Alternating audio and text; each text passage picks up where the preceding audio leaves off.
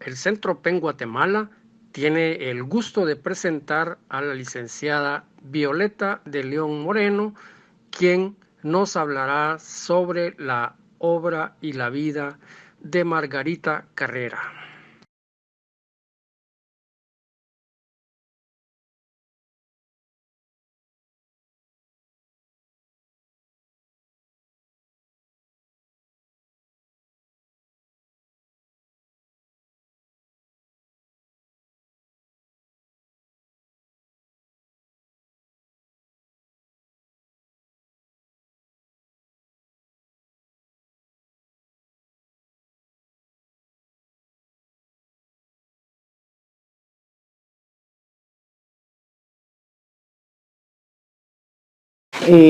De este libro Literatura y Psicoanálisis de ella. Nada nos asusta más que el acercamiento a la verdad. Por eso nuestras máscaras, nuestras poses, la constante fuga, nuestro tormento. Conocernos profundamente es amargo, a veces insoportable. Saber lo que somos o no somos causa vértigo, pánico, rehuimos el camino que nos lleva hacia nosotros mismos. Lo evitamos o bien nos perdemos tomando atajos. He ahí nuestra enajenación. Nos negamos y, al hacerlo, negamos de inmediato todo lo que nos rodea. Al falsearnos, falseamos las cosas. Al tratar de escapar de nuestra verdad, cometemos el más doloroso de los delitos. Nos traicionamos. Y todo porque tememos contemplar el abismo de nuestro mundo íntimo, que es lo más recóndito, pero lo más auténtico. Margarita, nacida en 1929, fue secretaria de Relaciones Públicas y docente de la USAC en el Departamento de Letras, donde la conocimos allá por los años 1974. Fue la primera mujer egresada de licenciada en letras en Guatemala en 1957 y también fue la primera mujer en Guatemala en ingresar a la Real Academia de la Lengua Española. Además de la cátedra en la Universidad de San Carlos, también fue docente en las universidades Landívar y del Valle de Guatemala. Obtuvo una serie de distinciones y de premios, por ejemplo, diploma de la Real Academia, el premio Quetzal de Oro en 1981, premio nacional de literatura Miguel Ángel Asturias, premio UNICEF a la comunicación, primer premio de poesía en los Juegos Florales Hispanoamericanos de Quetzaltenango. Le fue dedicada la Feria Municipal del Libro, la Orden Vicenta La Parra de la Cerda. También obtuvo en el 2004 la Orden Monseñor Gerardi por su novela En la Mirilla del Jaguar, biografía novelada de Monseñor Gerardi. Solo antes de continuar quiero hacer un paréntesis. Como yo no preparé una conferencia porque me hablaron de un conversatorio que supuestamente lo íbamos a hacer con otro invitado que no pudo asistir. Entonces yo voy a tratar de compartirles mis puntos de vista en general, pero sobre todo sobre un texto que es en el que yo me había enfocado. Bien, entonces Margarita siempre vital, siempre con energía, con entusiasmo, impartiendo sus clases. Más aún yo diría que con desbordada pasión, hablando de sus amores. Sus amores eran Borges, Sábato, Freud, Nietzsche, Vallejo. Muy notoria su formación clásica como lectora ávida de los poetas latinos y de los trágicos griegos. De ahí derivan algunos de sus libros, como por ejemplo que se llama Mundo Heleno, a la luz de Nietzsche y del psicoanálisis, donde hace un análisis de varios autores, pero desde la perspectiva psicoanalítica y también con el enfoque de Nietzsche, ¿verdad? Entonces ella estudió mucha filosofía también, entonces era gran conocedora de los filósofos griegos, no solo de los escritores. como me dijeron que hablara de la vida también, ¿verdad? Vida y obra, amaba a los gatos. En una ocasión nos vinimos de Quetzaltenango, la trajimos nosotros de un congreso que hubo allá, y se vino todo el tiempo preocupada porque le avisaron que se había perdido la gata más grande, la más antigua, y de repente platicábamos de otras cosas y cuando mirábamos venía llorando por la gata. Al final ella sí la encontró, porque la gata bandida se le salió los 3 días que ya estuvo en el congreso, se le salió a la calle y cuando ya pasado el tiempo resulta que había aparecido premiada. Bueno, ese es uno de sus detalles que yo recuerdo mucho.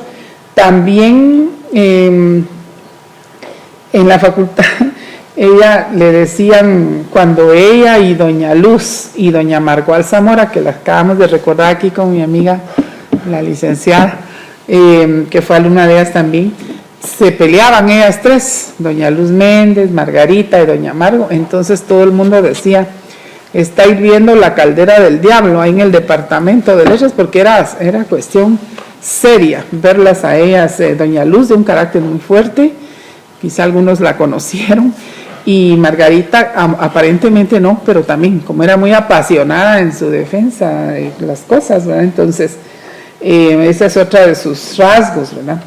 Ellas las 3 fueron maestras mías muy queridas. Margarita también era muy distraída, muy espontánea, nos daba clase, no se preocupaba mucho por las notas, decía, miren, como que hay que entregar nota de examen final, ahí tráiganse un libro el miércoles y lo vamos a trabajar aquí en la clase, y eso de las zonas y de los planes y de objetivos y todo eso no era para ella, ni doña Luz tampoco, porque ellas lo que querían era hablar de lo que amaban y transmitir lo que sabían, ¿verdad? Que era bastante.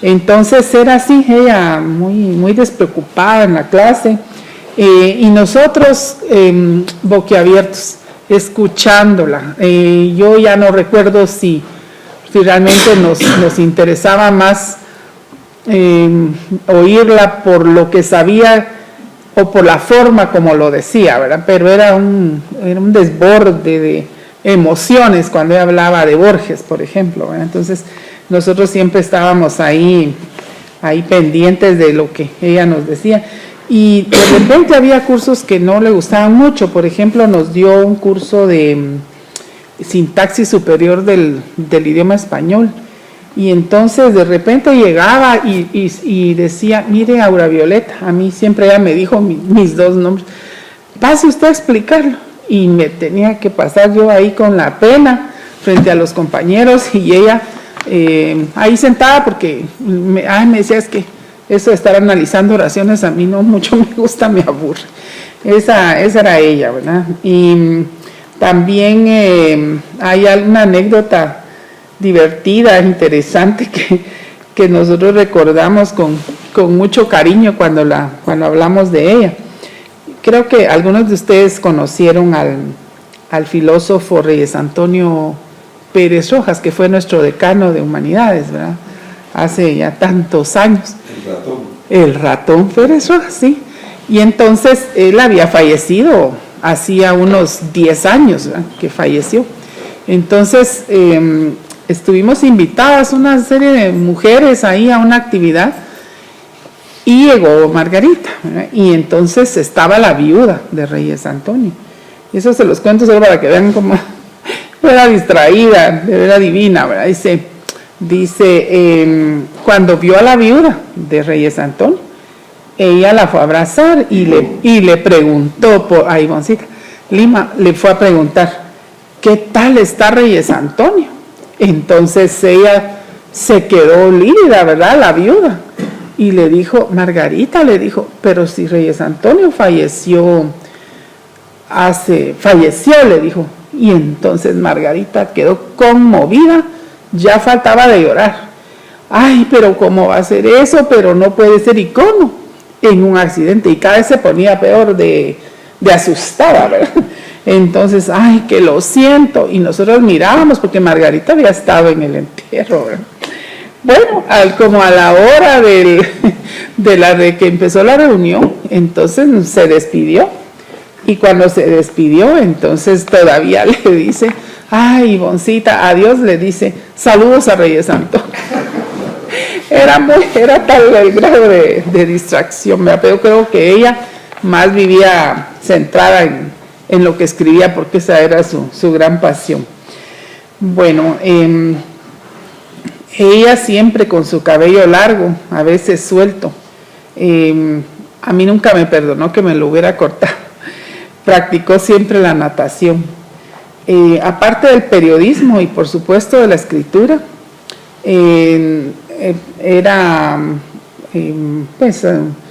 tuvo su familia, sus hijos, ¿verdad? Y atendía un poco el hogar y a sus gatos, ¿verdad? Aún tengo muy presente la tarde del funeral, una tarde que fue de vino y de rosas, pero no de despedidas. Pues aquí estamos recordándola con el cariño y con la admiración de siempre.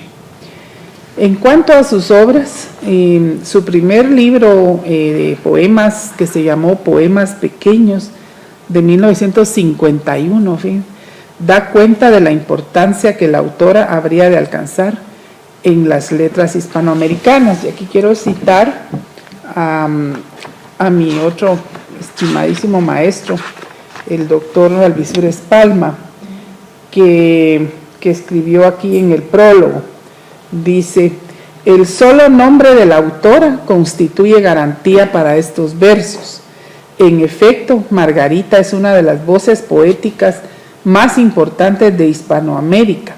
Su trayectoria creadora, que he tenido la fortuna de seguir desde aquel primer volumen, me revela el caminar de una autora que nunca ha renunciado a la ardua exploración de nuevos derroteros, al ensayo de renovadas codificaciones, al descenso implacable en las honduras profundas de la vida psíquica. Creo que eso es algo de lo más interesante en ella, en la autora, y por eso, perdón, el otro libro no lo tengo entre las manos. Es que me gusta tanto a mí el otro, no, hay otro, los dos, sí, ay, disculpen, ya estoy yo por estar hablando de distracción, ya vieron, perdón, gracias. Que a mí me gusta muchísimo, que se llama Del Noveno Círculo, es eso que el doctor Alvisures dice, ¿verdad? Una exploración de las honduras, de la parte psíquica, como dice ella misma, recóndita, ¿verdad? Luego vino Poesía de 1957, Desde Adentro, Poemas de Sangre y Alba, Literatura y Psicoanálisis, Sumario del Olvido, y después vino Del Noveno Círculo, que es de 1975. Aquí tengo yo una lista de sus obras, les puedo decir algunas, por ejemplo, la que estaba viendo que está aquí a la venta en la Miría del Jaguar, que quizá fue una de las últimas, ¿verdad? Que es la biografía novelada de Monseñor Gerardi. Está Letanías Malditas, Mujer y Soledades, toda la poesía, Siglo XX. Ella trabajó mucho la obra de Juan Diego Olaverri, entonces tiene ensayos sobre la temática del autor, tiene Ensayos contra reloj, que fue un texto que le dio a ella un premio, Antropos o la nueva filosofía, Rebeliones y revelaciones en los signos literarios, El desafío del psicoanálisis freudiano. A ella le fascinaba Freud y por eso le gustaba tanto Sábato, sobre todo el túnel. Freud y los sueños, hacia un nuevo humanismo, ensayos sobre Borges, estas que son ya del siglo XXI, Para conjurar el sueño, Rosa palpitante, Sexualidad y erotismo en la escritura de poetas guatemaltecas, obra de teatro El Circo. Ella publicó artículos, ensayos en El Imparcial, en la Prensa Libre, como ustedes recordarán, que fue prácticamente ya casi lo último en sus etapas de la vida así pública, ¿verdad? Era su columna. de la prensa libre en el Diario de Centroamérica. Pero de todas sus obras poéticas me interesa comentar algunos aspectos de esta del Noveno Círculo, pues considero que tiene símbolos importantes que se entretejen muy bien con la forma de ser de Margarita y con lo que se percibe de su interioridad, porque está claro que uno no puede decir que esta obra es ella y que aquí está ella. Uno sabe que esto es una creación, ¿verdad? Y entonces como tal siempre hay que verlo, pero sí es obvio que, sobre todo en ella, que gustaba tanto del psicoanálisis y de Freud, entonces de lo psicoanalítico, claro que es ella, ¿verdad? Pero uno no puede decir esta es su sede exactamente, ¿verdad? Entonces, este libro del Noveno Círculo, que por cierto tiene una, en la portada es una ilustración de Marcela Valdeavellán, tiene como una forma a los círculos, ¿verdad? Y tiene mucho que ver con el contenido, ¿verdad? Cuando uno lee el poemario, le da la idea, tiene un efecto de movimiento ascendente, siempre girando, es como una desesperación por encontrar la salida, y lo logra, a mi juicio, valiéndose de técnicas poéticas, como por ejemplo la enumeración caótica. Ella, a pesar de que las vanguardias en Hispanoamérica datan de 1918, 1920, pero sí maneja todavía en estos poemarios que son de los años 70, todavía maneja mucho las técnicas de vanguardia. Yo diría que en Guatemala fue muy arraigada la vanguardia, porque aún Cardosa, en algunos libros que ya son, incluso Lázaro, que es póstumo, que es como de 1990, que lo escribió, tiene muchos elementos de las vanguardias latinoamericanas. Entonces, en Margarita, la utilización de esas técnicas le permite a uno como lector percibir la desesperación, el círculo, lo vertiginoso del texto, ¿verdad? Por ejemplo, aquí hay algo de la enumeración caótica, ¿verdad? Cuando dice, ella, por ejemplo, dice: es un hábito el de querer ser demonio, atragantándose de tanto amor a Dios, de tanto final, de tanta cortesía incauta, de tanta generosidad, de cuadrúpedos inconstantes, piadosamente infamas a ese Dios por deleite, por aterrada, por esfinge, piadosamente lo das al olvido, al dictamen negativo y negrero, y vuelves a la retórica, cosa que se quiebra, que amanece, cobarde, errante, de estación y enciclopedia de laberintos envejecidos. Para analizar eso, realmente uno tiene que manejar mucho la simbología de ella, ¿verdad? Otro recurso es la reiteración. Aquí tengo yo un ejemplo donde dice: desde la gota tibia de la sangre, desde el surtidor, desde el demonio, desde el alfabeto, savia y cuchillo. Entonces, ese es otro de sus recursos. Y ya no digamos todas las imágenes oníricas que son propias del surrealismo y que son propias del surrealismo como propio de las vanguardias, ¿verdad? Por ejemplo, aquí hay una imagen que dice: y cada madrugada derramándose sobre la espiral el pánico, negrura encubierta, espejeante de navajas, cada madrugada a eso de las 3, y con todos los delitos, furias, garras, hora horizontal, negra de carcomidas entrañas, hora sin cabellera, sin ojos, aguijón insomne que no deja ni a la sangre ni a los huesos, hora voraz, buitre dispersa de espanto, impía de mente, el cuerpo despiertan huesos y cantos. Esos son algunos ejemplos, pero todo el poema es realmente así, y aparte las metáforas, es muy metafórica. Por ejemplo, aquí dice una metáfora: la casa donde creciste es tumba, en la memoria suicida. En otra dice: fuera de la casa están marzo y abril. O esta imagen sinestésica, ¿verdad? Tus pasos incendian el césped. Entonces, todo el lenguaje poético, todos los recursos de las vanguardias, como gran conocedora que era ella de la teoría literaria y de las técnicas poéticas, ¿verdad? Este libro lo aborda desde la perspectiva del yo poético, y eso es algo que lo hace muy interesante, porque el yo poético, que es ella, pero le habla a un sujeto poético que es ella misma. Por ahí hay una cita donde dice: estás de rodillas y te lees, te rezas, te vituperas, ya estás ahorcada en un árbol de muerte. Y al principio uno piensa que puede estar hablándole a una X mujer, ¿verdad? Pero poco a poco uno va entendiendo que es a ella misma, ¿verdad? Que le habla.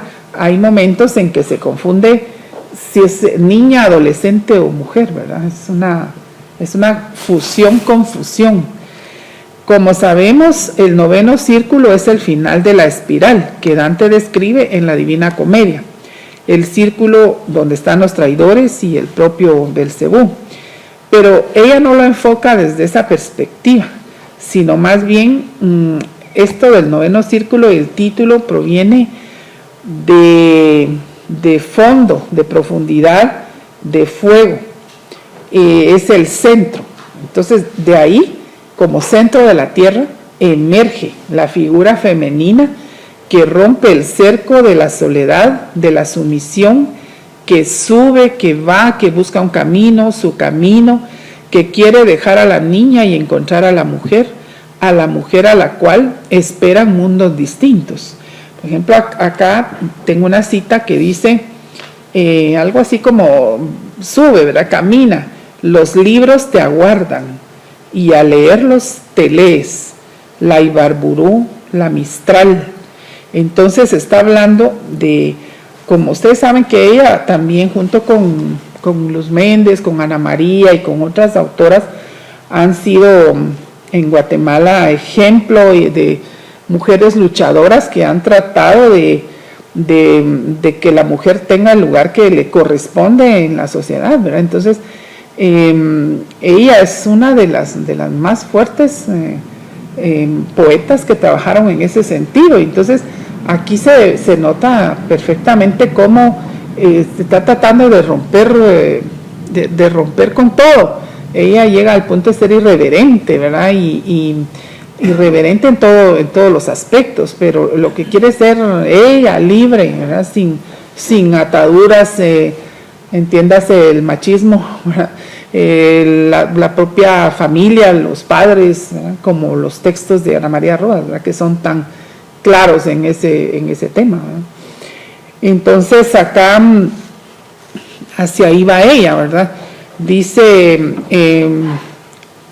por ejemplo, la Juana de Ibarburú y la Mistral son mujeres que también poetas, ¿verdad? Que rompieron barreras. Desde el fondo de la espiral, ella, la otra, que es ella misma, gira. Vas casi complacida, amedrentada, ruido, espantada. Vas naciendo fruta del árbol de la mañana.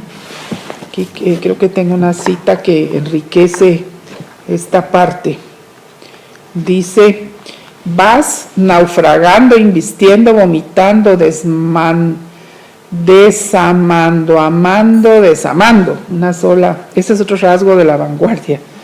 Agonizando, demoliendo, descuartizando, creciendo, triturando, escupiendo, mientras la palabra crece, indulgente, carcelera, libertadora del silencio, asombrosa, tal hora, tal día, tal sueño, desigual, igual, soñando, soñando, soñando, en cada hombre dolor, en cada agonía, quedando en sus siempre labios, dientes, lengua inquebrantable. En ese viaje, desde el noveno círculo, el yo poético se confunde y se funde con el sujeto poético, con su ser de niña, adolescente, mujer. Toca puertas, cae, se levanta, muere, renace, juega, se sumerge en aguas amargas y sale limpia, sonríe, recuerda, se deslumbra, se entristece, se frustra, la humillan, se libera. Cito: te configuraste plena de no me importas. Fíjense, la rebeldía, ¿verdad? Como quien dice que me importa. En el vertiginoso andar, abre páginas y se encuentra con personajes. Esta es una parte que me interesó mucho del texto. Con personajes como Nora, aquel personaje famoso de la obra de Ibsen, de Casa de Muñecas, la famosa Nora, que después de venir de un hogar tan conservador y ella era la muñeca linda del esposo, de los hijos de la casa, abandona todo para encontrarse, ¿verdad? Abandona el hogar, se revela. También se refiere aquí porque menciona a la impactante figura de Medea.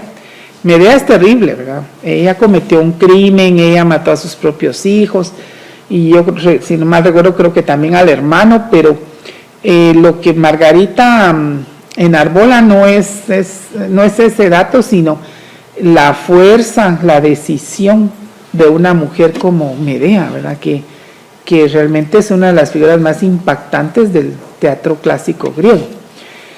Además, también menciona a Julieta, la dulce Julieta de Romeo, pero que en el fondo no es ni dulce ni sumisa, porque se revela, muere por amor, pero también por rebeldía, ¿verdad?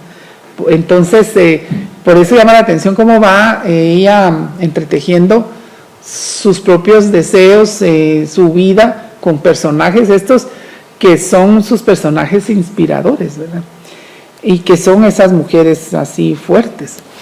Y por otro lado está la Ibarburu, que es la famosa y apasionada Juana, la poeta uruguaya que destaca por su poesía tan llena de pasión y de fuerza en la palabra, ¿verdad? Por ejemplo, aquellos versos famosos de Ibarburu que dice: tómame ahora que aún es sombría esta taciturna cabellera mía, ¿verdad? Entonces las palabras tienen desenfado, libertad, eso quiere y eso pide, entonces, y lo dice.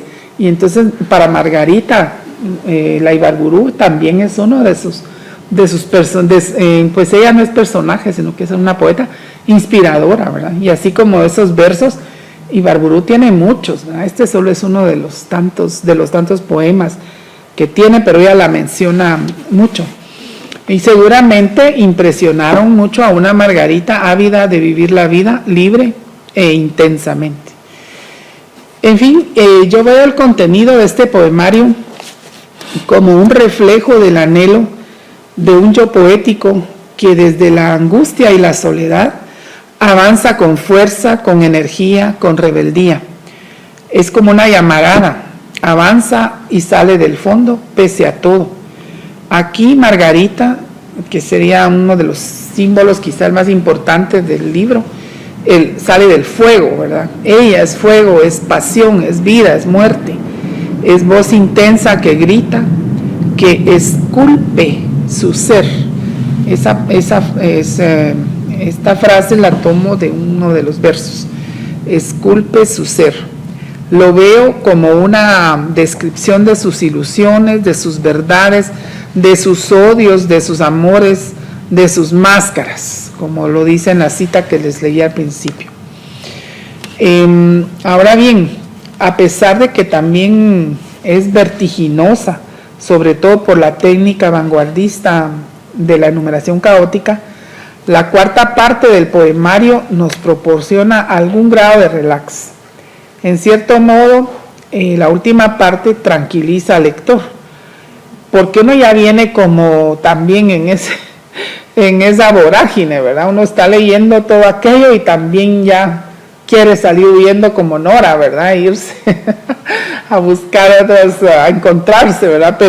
Pero ya en la última parte ella encontró la fórmula mágica para salir del noveno círculo: escribir.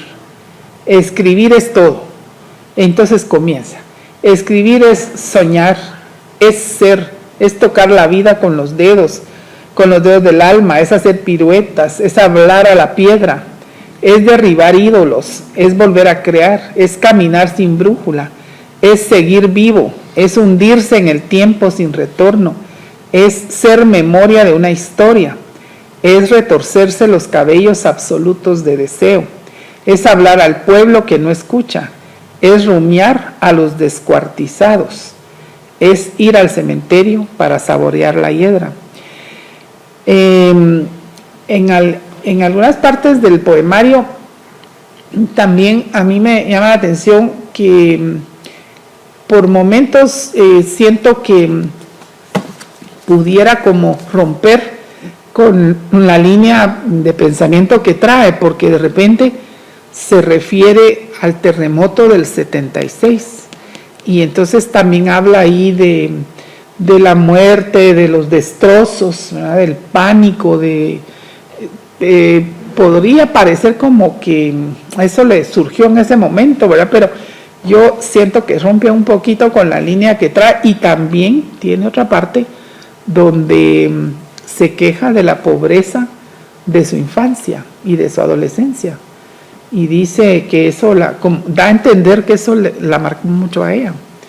Y también hay otro punto que no lo aborda, o sea, ya no lo desarrolla, solo menciona como una crítica hacia ella misma, el ser revolucionaria, ser y no ser revolucionaria. Y toca un poquito así de paso el tema de la realidad nacional o de la política nacional, ¿verdad? Pero no lo desarrolla, su interés está más centrado en su propia interioridad, ¿verdad? Entonces, aquí en esta línea que venía mencionándoles, cuando termina el poemario en la página 42 del poemario, en la última parte, entonces ella dice, dice aquí, escribir es por fin soltar la soledad y tender los brazos, perpetuarse, decir lo que somos y lo que no somos, darnos como pasto, es entrar en el túnel de nuestra alma. Cita, en todo caso, había un solo túnel, oscuro y solitario, el mío. Ese es el final del túnel de Sábato. Y entonces ella termina el poemario con esa cita. Escribir es todo eso, escribir es todo, y eso fue lo que ella hizo. Escribir y dejarnos un todo, toda ella.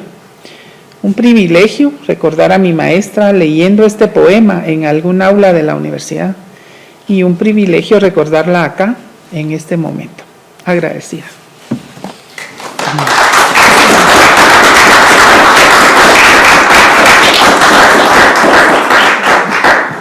Bueno, muchísimas gracias a la licenciada Violeta por compartir con nosotros ese conocimiento. Hay una cordial invitación también para ustedes, si tienen alguna pregunta, alguna duda, algún comentario, etcétera, pues será bien recibido. Por favor. Puede ser, bueno, primero estoy impresionada por ese pincelazo que dio de la figura de Margarita, que es mi tocaya. Ah, sí. ¿Se puede considerar feminista?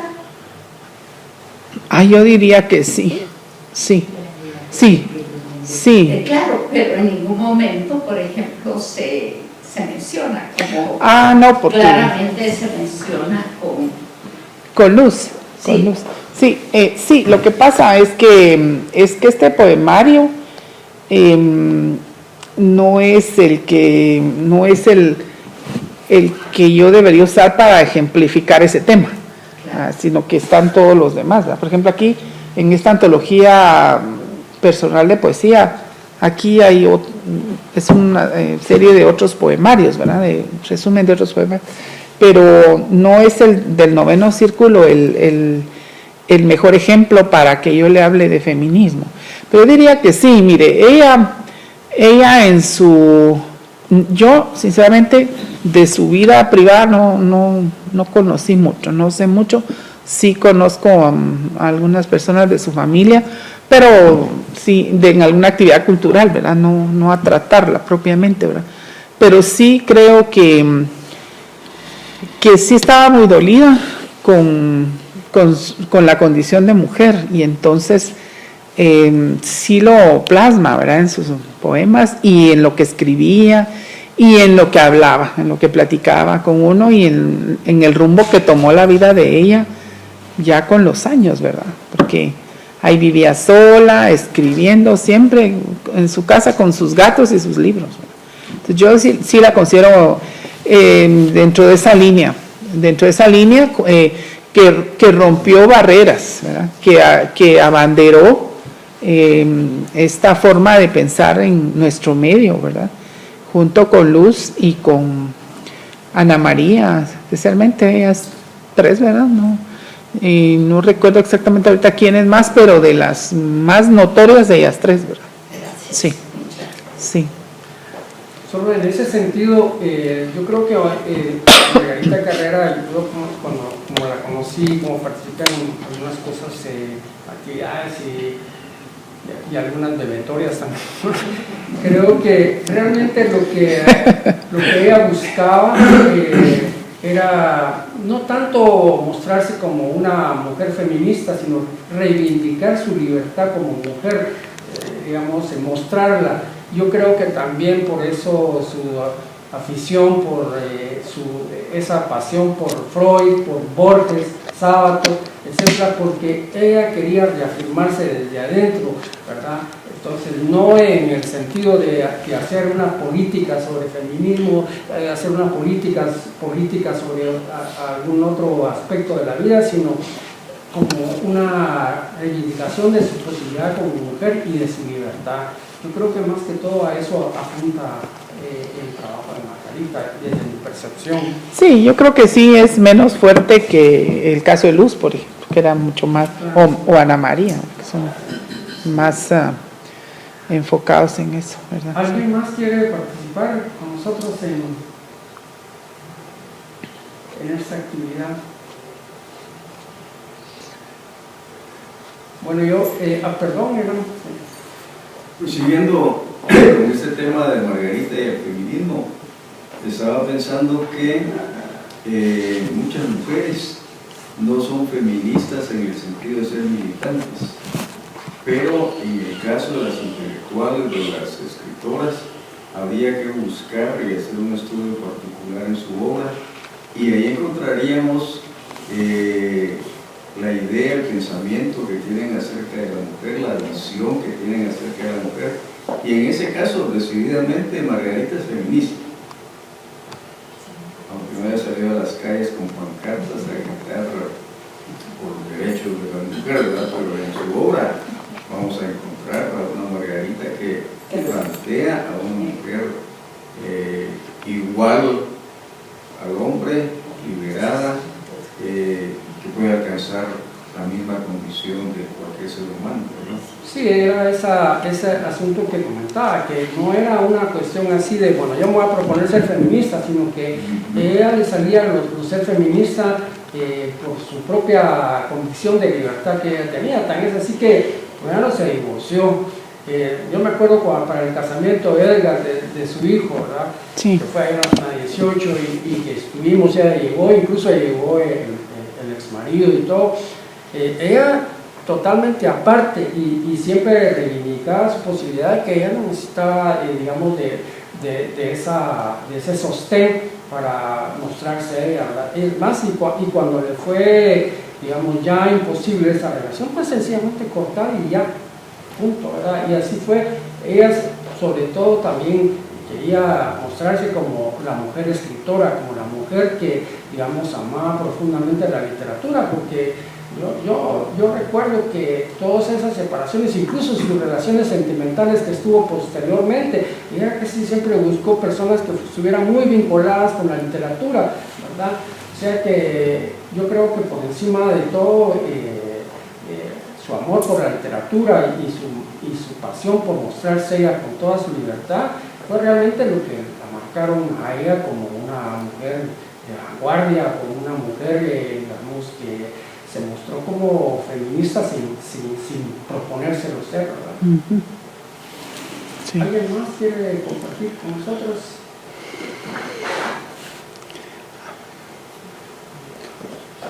Bueno, pues sí.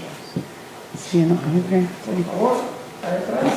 Buenas noches a todos, gracias por conversatorio de Centro PEN por organizarlo y a la licenciada por contarnos esto. Ya venía algo tarde, no sé si tocaron el tema de los ensayos. Yo recuerdo que, por ejemplo, tengo un libro de la edición, si no recuerdo mal, la edición de Artemis Editors de ayer y hoy, de una carrera, se llama Hacia un nuevo humanismo. sí. Es de ensayos y parece realmente un tema ahí como una reliquia, por eso yo lo leo, lo releo, cuando puedo otra vez, me parece un análisis, habla de Freud, de Nietzsche, más que todo, de Nietzsche.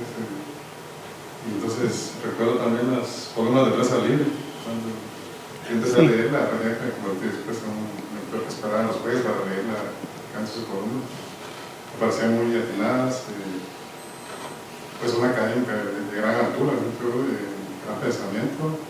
Entonces quería saber algo, una opinión de ustedes en esa parte de ensayo, no sé si la habían hablado, ¿no? Sí. No, solo mencioné yo algunos títulos y, por ejemplo, les mostraba ya que habla usted de Nietzsche, de este texto que tiene una serie de ensayos sobre el mundo heleno a la luz de Nietzsche y el psicoanálisis. Y entonces aquí tiene análisis que son más que análisis, son ensayos, ¿verdad?, sobre temas diferentes, por ejemplo, la tragedia y las comedias helenas, ciencia y filosofía, la lírica helena, y lo que sí mencionábamos y que usted lo acaba de recordar acá es la formación clásica tan fuerte que ella tuvo, al punto de que dedicó mucho de sus ensayos precisamente a los temas relacionados con la cultura clásica griega.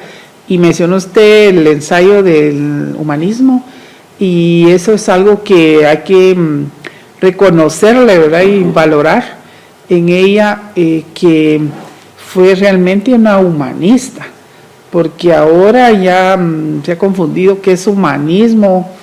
Si medio saben algunos estudiantes por allá han oído la palabra, ya no saben exactamente qué es, se ha confundido, pero Margarita era humanista, ¿verdad? Y porque toda la formación clásica le dio a ella ese conocimiento, y entonces todo su imaginario que está plasmado en los libros de poesía y de ensayos, ¿verdad?, tienen esa base, y eso es muy notorio, ¿verdad?, el conocimiento precisamente de los clásicos griegos, latinos, y de los renacentistas, de los humanistas como Dante, ¿verdad? Por eso del Noveno Círculo es el texto que viene inspirado en la Divina Comedia, ¿verdad? Entonces no hablamos exactamente de eso, sino de este poemario, ¿verdad? Pero sí está mencionado ahí en su lista de obras. Están mencionados algunos de los ensayos, ¿verdad? Por ejemplo, estos últimos, Rosa Palpitante, Sexualidad y Erotismo en la escritura de poetas guatemaltecas nacidas en el siglo XX, son ensayos que ella trabajó. Aquí está Hacia un nuevo humanismo, ensayos contrarreloj, ¿verdad?, que obtuvo un premio con ese libro. Ensayos, hay un libro que se llama así, todo el trabajo sobre Diegues Olaverri, que también contiene una serie de análisis y ensayos sobre el tema de Diegues Olaverri.